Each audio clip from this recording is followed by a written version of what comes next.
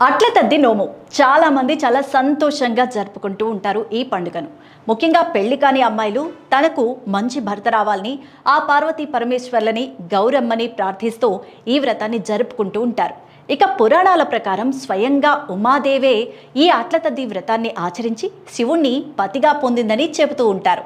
కాబట్టి ప్రతి ఆడపిల్ల తనకి మంచి భర్త రావాలని, తన సంసారం బాగుండాలని అట్ల తద్ది నోము నోచుకుంటూ ఉంటారు. అలాగే పెళ్ళైన ఆడవాళ్ళు కూడా తన కుటుంబం ఆనందంగా ఆరోగ్యంగా ఉండాలని కోరుకుంటూ ఈ నోముని ఆచరిస్తూ ఉంటారు.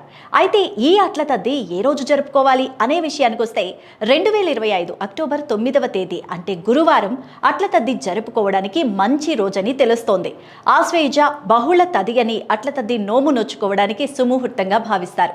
అక్టోబర్ 9వ తేదీ తదియ తిథి తెల్లవారుజామున 2:20 నుంచి రాత్రి 10:55 వరకు ఉంది. కాబట్టి ఆ రోజున ఈ నోము నోచుకుంటుంటారు.